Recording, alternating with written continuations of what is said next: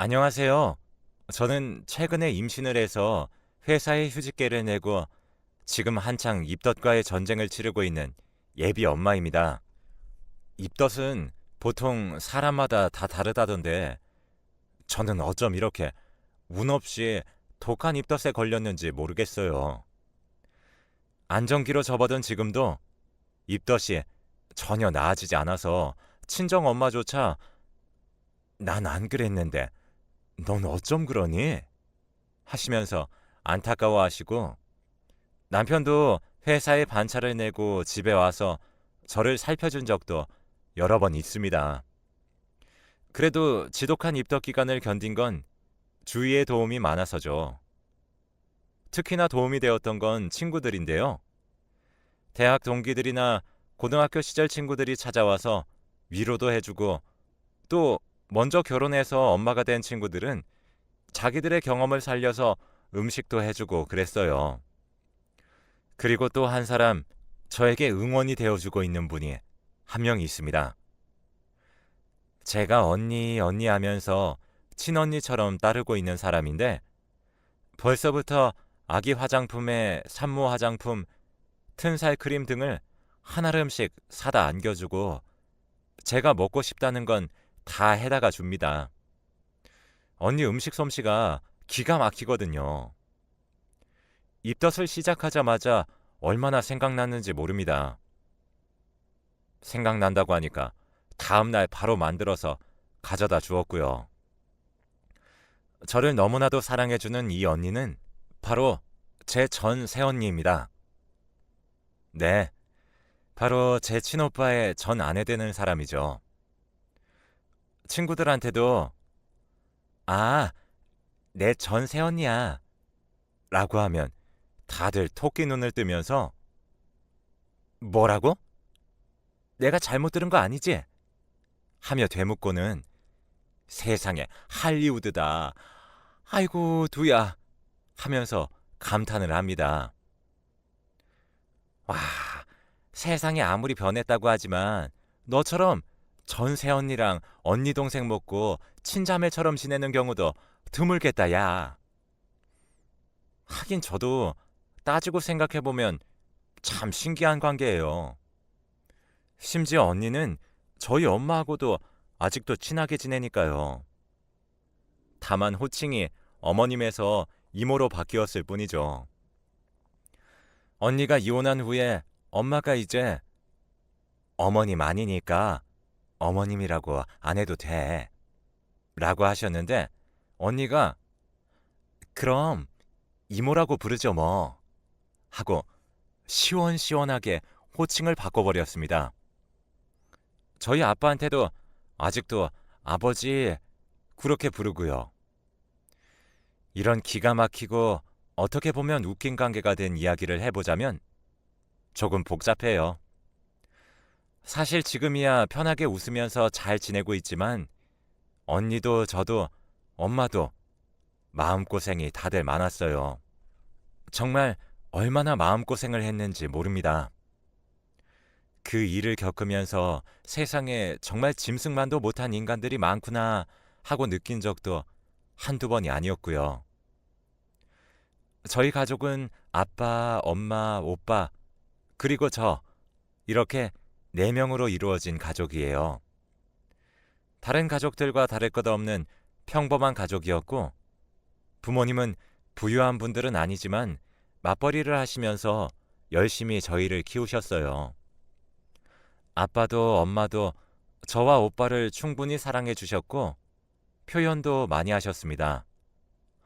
이런 이야기를 하는 이유는 저희 부모님께서는 아직도 죄책감을 갖고 계시기 때문이죠. 제가 볼 때는 전혀 두 분의 잘못이 아닌데도 말이죠. 오빠는 원래 평범하게 학교 생활을 잘하는 학생이었어요. 모범생이나 전교 1등 뭐 그런 건 아니지만 공부도 그런대로 잘하고 문제 일으킨 적도 없는 평범하디 평범한 학생이었죠. 그런 오빠가 엇나가기 시작한 건 고등학교 2학년 올라간 직후부터예요. 학교에서 친구를 잘못 사귀었습니다. 정확히 말하면 오빠하고 아주 친하게 지내던 친구가 있었는데 그 친구가 질 나쁜 친구들과 어울리기 시작하면서 오빠를 끌고 들어간 거죠. 절친한 친구가 잡아 끄니까 오빠가 얼레벌레 어울리기 시작한 게 결국 오빠까지 잡아먹었어요. 학교에서 연락도 많이 오고 엄마가 학교에 가서 선생님도 많이 만나시고 그랬었어요. 그래도 다행히 범죄나 불법적인 일까지 가진 않았지만 오빠는 이미 공부는 손 놔버리고 부모님 말씀에는 하나하나 다 반항하는 전혀 딴 사람이 되어버렸습니다. 엄마가 울면서 타이르고 아빠가 엄하게 혼내도 소용이 없었어요. 오빠는 몇 년 후에는 성인이었고 덩치도 커지고 있었으니까요. 저도 그런 오빠가 낯설었고 무서웠습니다. 그러다 보니 오빠랑 점점 대화도 하지 않게 되었고요. 오빠도 저한테 관심이 없었어요.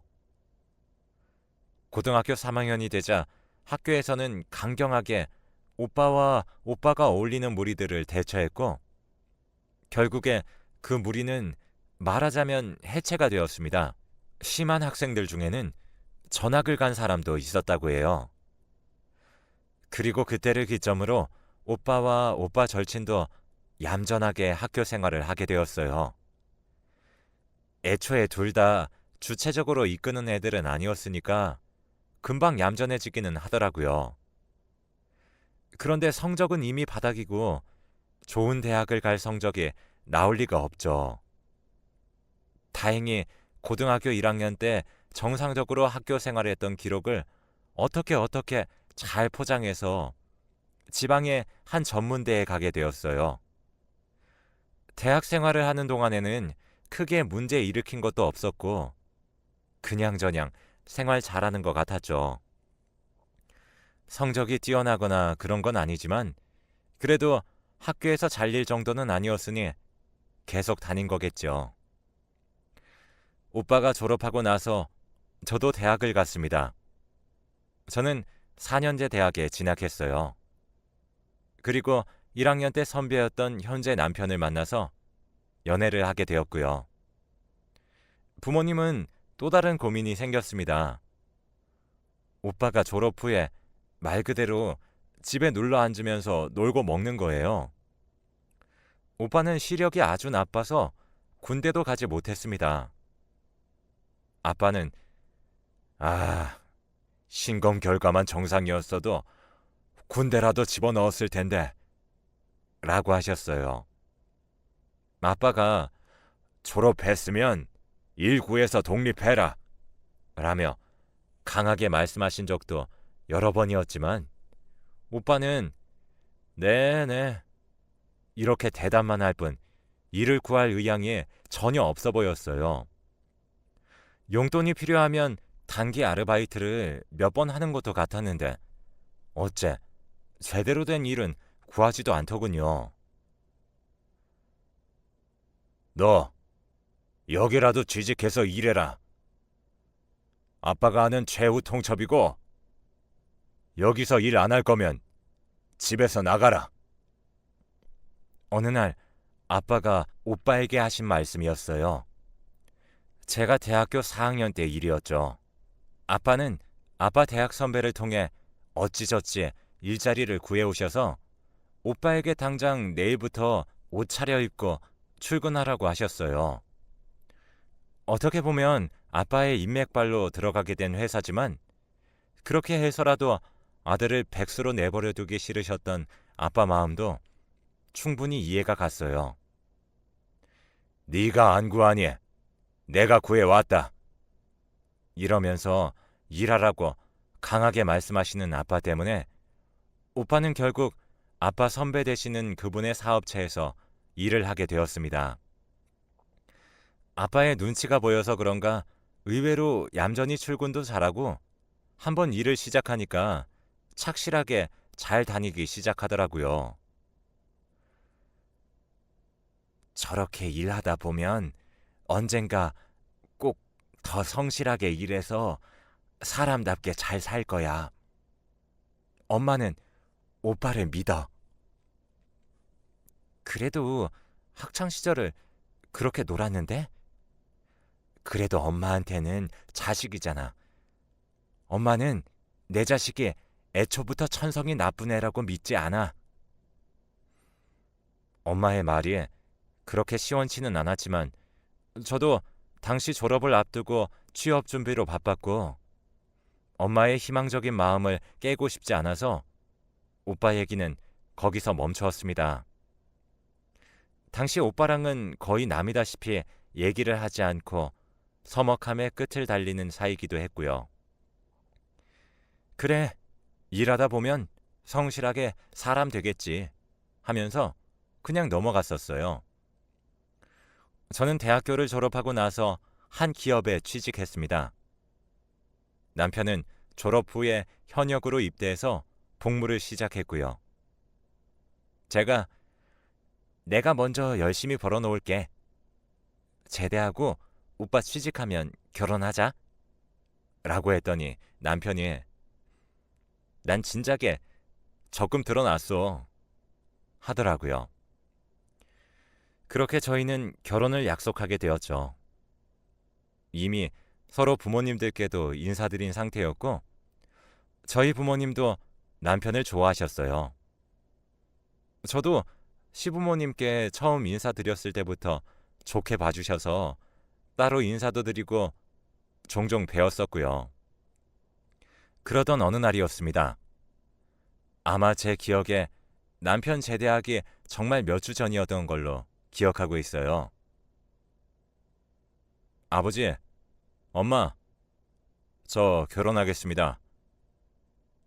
뭐? 네가 결혼을? 네가 만나는 사람이 있었어?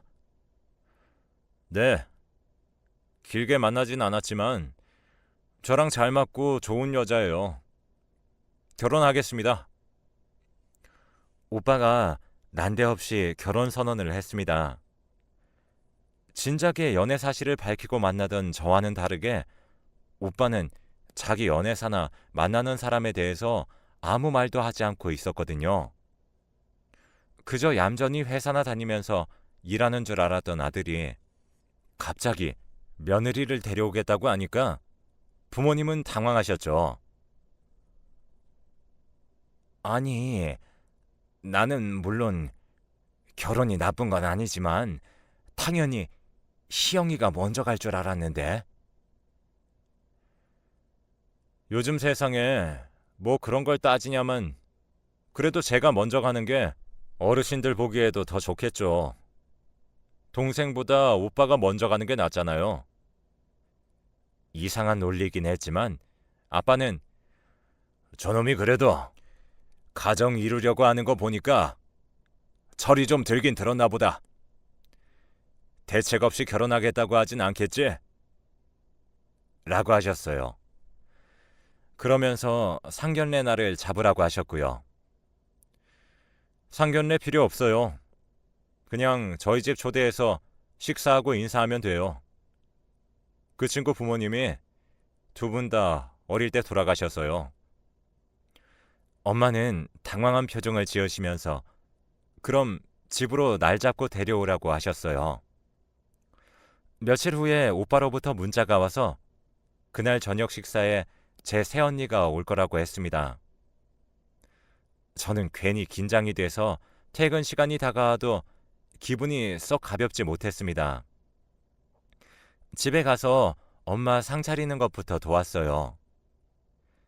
집에 며느리 온다고 갈비찜에 잡채까지 하셨더라고요. 그리고 마침내 도착한 예비 새언니는 저보다 한 살이 많은 사람이었습니다. 첫인상은 동글동글하고 참 순해 보이더군요. 수줍게 저와 엄마 아빠에게 인사하는 언니는 목소리도 그렇게 크지 않았고 소위 말하는 못된 새언니의 인상은 전혀 없는 사람이었어요. 솔직히 속으로 오빠에 비해 너무 아깝다고 생각했죠. 어쩔 수 없는 일이었지만 오빠의 학창시절 때와 엄마 아빠에게 반항하던 모습들, 졸업 후 게으르게 집안에서 과자나 먹던 모습들이 떠올랐거든요. 그래도 가정 이루고 나면 더 열심히 살겠지. 이런 생각을 하면서 마음속으로 예비 새언니를 응원했어요. 예비 새언니는 양친을 사고로 잃고 고교 졸업 후 바로 취업을 해서 일하고 있었죠. 오빠와는 오빠의 회사랑 거래처 연결이 되어서 오다 가다 만났다고 합니다. 부모님도 착한 며느리를 데려온 것 같다고 하셨고 결혼을 허락하셨습니다. 아빠는 오빠가 방황하던 시절부터 엄하게 대하시고 혼내기도 하셨지만 그래도 아들이 가정을 꾸린다고 하니까 지원도 넉넉하게 해주시고 신혼집도 구해주셨어요.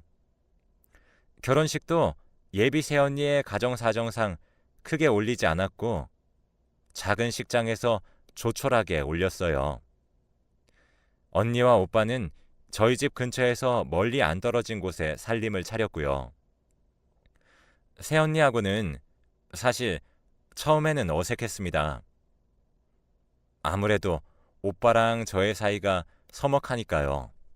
언니는 저를 보면 예의를 갖춰서 아가씨 아가씨라고 부르고 존대도 했지만 아무래도 만난 지 얼마 안 되어서 어색하더라고요. 더군다나 저는 못된 시누이가 되기는 싫어서 일부러 언니네 집에 간섭하는 것처럼 보인다거나 그런 오해를 사기가 싫어서 일부러 거리를 둔 것도 있고요. 그래도 언니는 엄마한테 참 잘하더군요. 사이가 좋은 고부관계였죠. 엄마도 걔 붙잡아서 가정 이루게 한 것만도 고마운 애야 하시면서 일체 시집살이 안 시키려고 하셨는데 언니가 먼저 엄마한테는 어머니 같이 점심 먹어요. 어머니 잘 지내고 계시죠? 어머니 저번에 반찬 너무 맛있었어요 하면서 문자도 보내고 살갑게 굴었거든요. 애가 부모님 사랑이 많이 고팠나 보다. 그러니 시애미한테 이렇게 살갑게 굴지. 내가 엄마는 못 대어줘도 잘 대해줘야지. 아휴, 참 말도 이쁘게 해. 시모 복이 아니라 며느리 복도 있는가 보다. 그러다 보니 엄마도 며느리를 예뻐하시고 오빠가 늦게 퇴근하면 종종 집으로 불러서 저녁도 같이 먹었습니다. 아빠도 새언니를 좋아하셨고 저도 그런 식으로 언니랑 얼굴을 보다 보니까 점점 어색하지 않게 인사도 하고 안부도 묻고 하는 사이가 되어갔어요. 오히려 오빠보다도 더 가까워졌죠. 사실 제가 언니와 오빠와의 결혼 생활을 다 알지는 못합니다.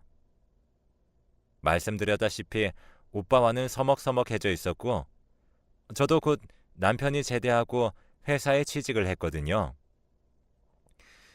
이제 제가 시집갈 차례가 된 거죠. 남편이 취직해서 지금까지 일하고 있는 곳은 나름 네임밸류도 있고 신입이라도 초봉이 넉넉했던 곳이었습니다. 저도 남편도 대학 시절 아르바이트부터 모아온 돈이 있고 또 적금도 있어서 남편이 취직함과 동시에 자연스럽게 결혼을 진행하는 걸로 이어졌어요. 그 과정에서 간간히 언니가 이런저런 정보도 알려주고 자잘한 선물도 줘서 언니랑은 더 가까워졌네요. 물론 오빠랑은 그대로였고요. 언니는 오빠랑 잘 지내요? 나랑 엄마한테만 너무 자주 연락하는 것 같아. 네, 뭐 잘 지내요. 오빠가 워낙 일을 열심히 해서요. 저도 회사 일해서 알잖아요. 얘기 들어보면 잘 지내는 것 같았고 언니랑은 가까워졌어도 오빠는 관심이 없어서인지 더 깊게 물어보고 그럴 생각은 들지 않았습니다. 아무튼 그렇게 저도 결혼 준비 잘 마치고 결혼했고 집에서 독립해서 남편이랑 같이 살게 되었어요. 결혼하고 나서도 저는 더 열심히 일을 했고 나름대로 신혼부부라고 평일에는 일하고 주말에는 남편이랑 놀고 하느라 집에는 신경을 통 쓰지 못했어요.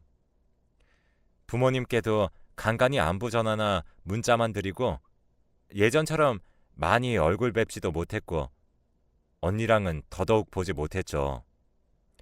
그래도 가끔씩 잘 지내냐고 문자는 하고 형식적으로라도 밥 한번 먹자 이런 얘기도 나왔어요. 그러던 어느 날이었습니다.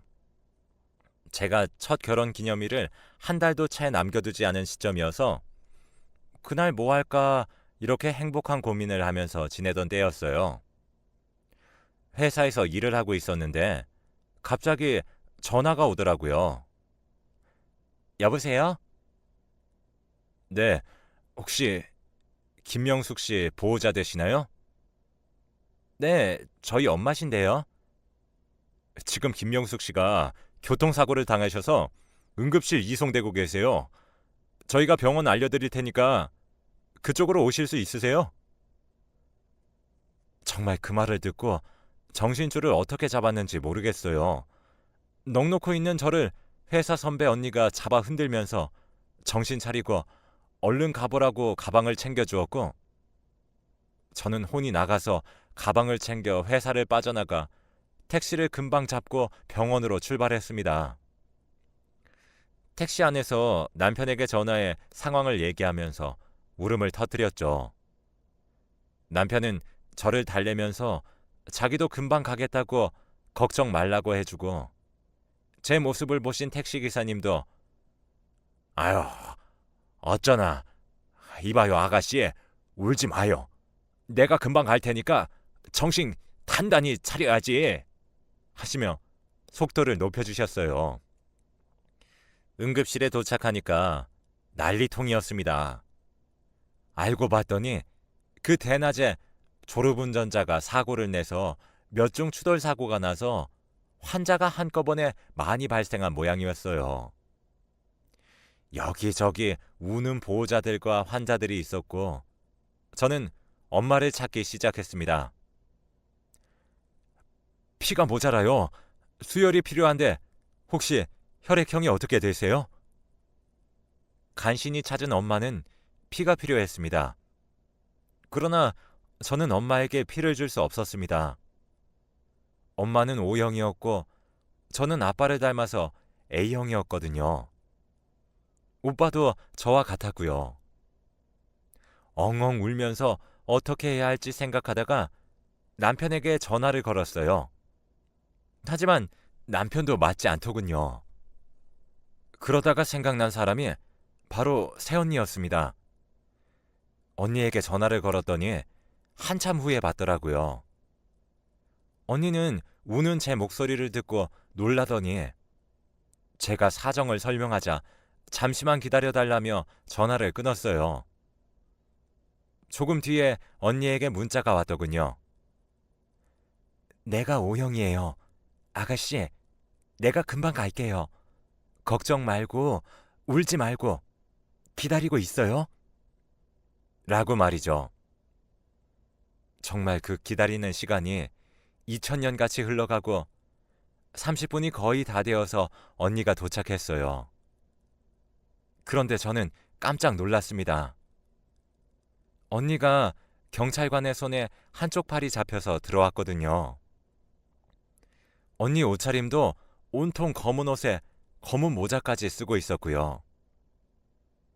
평소의 언니의 모습과는 전혀 달랐습니다. 언니, 이게 어떻게 된 거예요? 아가씨, 설명은 나중에요. 어머님 어디 계세요? 일단 엄마가 우선이었기 때문에 언니는 의사를 따라갔고 그렇게 급하게 언니의 피를 뽑아서 엄마는 수술방에 들어가셨어요.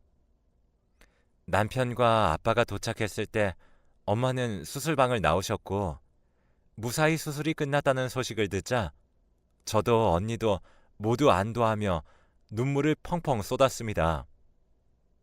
아빠는 저와 언니를 감싸 안아주시며 수고 많았다. 그리고 우리 세아가, 우리 은지, 너무 고맙다. 이 은혜 어떻게 갚아야 할지 모르겠어. 라고 하셨어요. 그런데 그 말을 들은 언니가 갑자기 펑펑 울기 시작하더라고요. 아니에요, 아버님. 제가 더 죄송해요. 그리고 그때 경찰이 다가왔습니다. 언니는 아직 침대 위에 누워 있었고요. 여기서 조사를 진행할 수 있는 건 진행할게요. 무슨 조사요? 우리 며느리가 뭘 잘못했습니까? 네. 지금 명예훼손으로 고소를 당하셔서. 언니가요? 언니가 왜요? 경찰은 난감한 표정을 지으면서 언니를 바라보더군요. 이걸 말해도 되나 싶은 얼굴이었죠. 언니는 눈물을 흘리다가 제가 말할게요. 선생님, 잠시 나가 계셔 주실 수 있으세요? 라고 물었고 경찰은 알겠다고 하면서 잠시 나갔어요. 아버님, 죄송해요. 뭐가 죄송하니, 은지야? 뭐가 죄송해? 사실 제가 오빠 뒤를 밟았어요. 오빠 몰래요. 스토킹처럼요. 뭐? 재영이 뒤를 밟아? 그런데 왜 네가 고소를 당해? 오빠가 바람을 피웠어요. 지난달에 눈치를 채서 열심히 증거를 모았는데 증거가 없어서 결국에 오빠랑 그 여자랑 문자한 거 보고 오늘 일정이 있다길래 뒤를 따라갔어요. 그런데 그 여자랑 오빠가 신혼부부 마냥 다정하게 있는 걸 보고 이성을 놔버려서 그 여자 머리채를 잡고 난리를 피워서 그 여자가 저를 고소했어요. 언니의 말에 저도 아빠도 남편도 모두 경악했어요. 언니는 서럽게 엉엉 울면서 자기 핸드폰을 확인해 보라고 거기 증거가 다 있다고 했죠. 저는 급하게 언니 핸드폰을 찾아서 확인했습니다. 정말 가관이더라고요.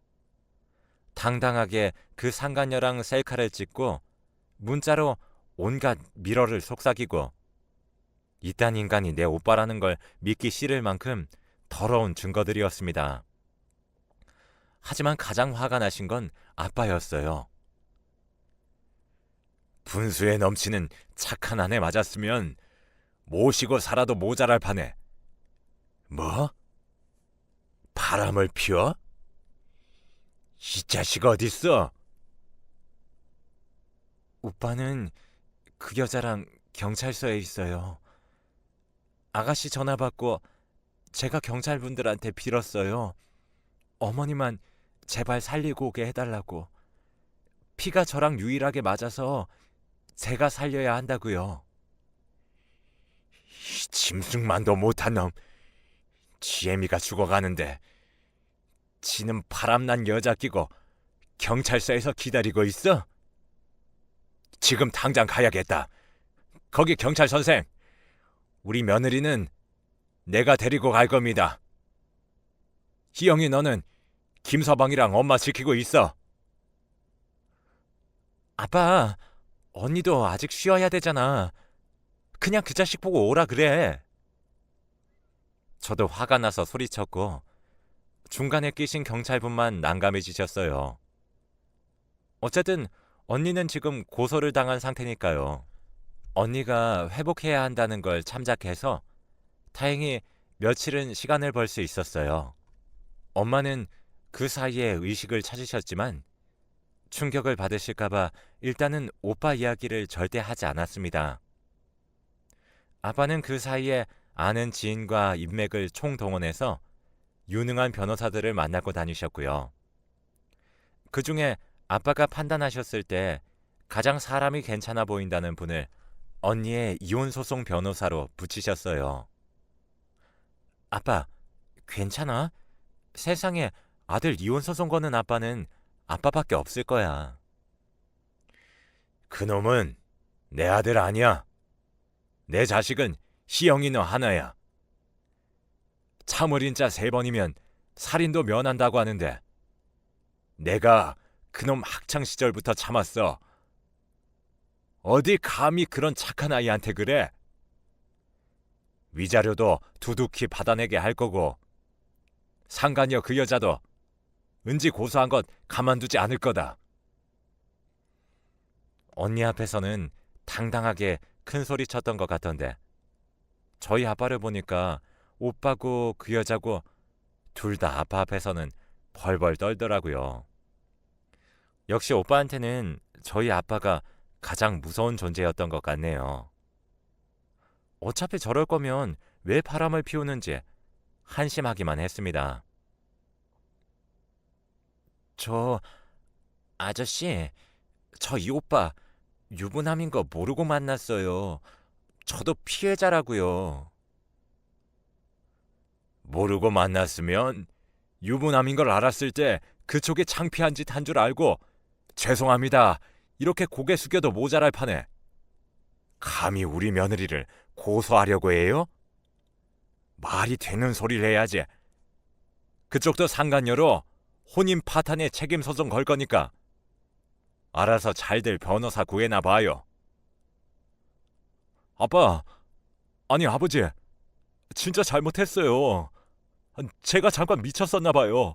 엄마한테는 네 엄마 얘기 꺼내지도 마라.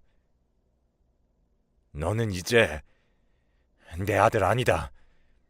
사람 고쳐 쓰는 거 아니라고들 하지만 그래도 네가 엇나갈 때는 그래 10대 때니까 그럴 수 있지. 잘 가르치고 내가 내보내지 않고 품는다면 돌아올 거다. 이런 마음으로 참았다만 이젠 아니다. 나한테 자식은 희영이 하나뿐이야. 아빠는 정말 강경하게 나가셨고 물러서지도 않으셨어요. 결국 오빠는 유책 배우자로 언니에게 몇 천만 원의 위자료를 주고 이혼하게 되었고요. 그 상간녀도 소액이지만 돈이 좀 깨졌습니다. 간통죄가 폐지되어서 그렇다고 하네요.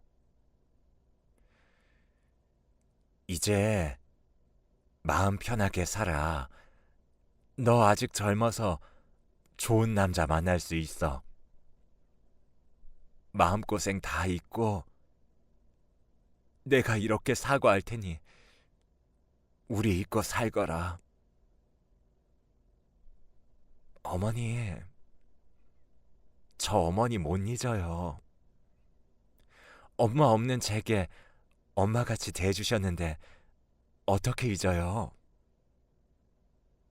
이혼하던 날 언니가 엄마를 잡고 울면서 말했어요. 그 모습을 보고 언니는 우리 부모님을 정말 친부모님처럼 생각하는구나 싶어서 정말 가엾고 눈물이 나더라고요. 어차피 우리한테서 내쳐진 건 은지 네가 아니고 그놈이다. 은지는 오고 싶으면 얼마든지 우리 집 와도 되고 밥도 먹고 딸이면 딸답게 용돈도 달라고 하고 그렇게 해. 저희 아빠의 말씀이에요. 언니는 그 말을 듣고 더 크게 울었습니다. 그리고 정말 아빠 말씀대로 언니는 며느리가 아닌 딸 노릇을 하면서 아직까지도 우리 집과 인연을 이어나가고 있어요. 참 이상한 게 오빠가 빠지니까 언니하고도 급속도로 더 친해지게 되더라고요. 이혼한 언니는 후련해 보이고 자유로워 보였습니다. 오빠는 집에서 당연히 쫓겨났죠. 엄마는 그래도 엄마라고 저한테 말해서 오빠 근황 좀 알아보라고 그러시더라고요. 남편한테 부탁해서 수소문을 해봤는데 오빠는 고등학교 동창들이나 대학 동기들의 집들을 다니면서 식객처럼 생활하다가 지금은 지방에 있는 한 공장에서 일하고 있다고 했어요. 거기 사는 친구가 일자리를 알아봐 준 모양이에요. 엄마는 예, 그래도 집 밥벌이는 하고 있다고 하니까 다행이다 라고 하시더군요. 그걸로 끝이었어요. 엄마도 오빠를 더 이상은 자식이라고 마냥 좋게 보지는 못하실 테니까요. 저도 사실은 아직까지도 오빠에게 화가 풀리지 않았고 용서를 못한 상황입니다. 언니가 살아온 세월을 생각하면 더 그래요. 부모도 없이 혼자 열심히 살았는데 언니에게 또 한 번 상처를 준 거니까요. 그래도 지금은 언니가 우리 가족과 잘 어울리고 행복하게 잘 살고 있으니까 다행이란 생각이 드네요. 태어날 제 아이에게도 멋진 이모가 되어줄 것 같고요. 앞으로 행복하게 열심히 살겠습니다. 사연 들으시는 분들도 행복하시고요. 지금까지 들어주셔서 감사합니다.